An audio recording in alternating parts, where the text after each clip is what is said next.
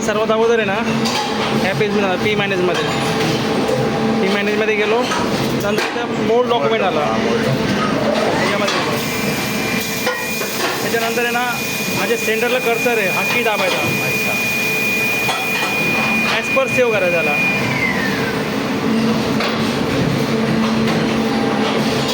As per save केला त्याच्यानंतर आहे ना मोडचं नाव काय कॅप टाकू आपण. हा किती एम एलचा कॅप आहे.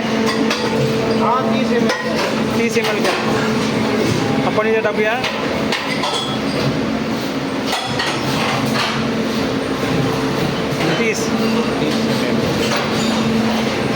स्पेस दिला.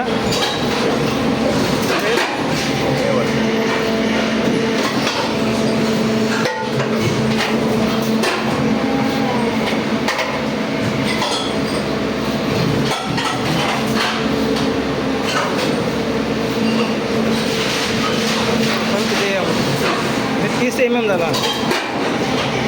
इथे स्पेस कॅप टाकला. कॅप CAP कॅप तर एंटर करायचं.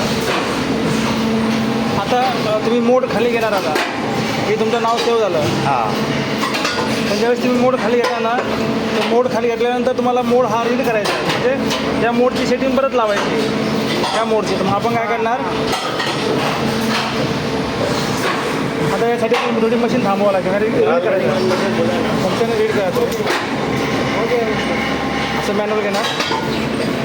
मॅन्युअल घेतला नंतर आपण एक कर्सर सेंटरचं कर्सर दाबणार पडतो. इथे 30 ml इथे हे कर्सर घेऊन टाकायचं. घेतलं इथे खाली दाबायचं. इंटर केला हा रीड आहे ना हा ऑन करायचा. आला तुमचा इथे 30 वरती आला म्हणजे जास्त काही अवघड नाही. एकदम इझी लागत. तुम्ही आता करून बघा.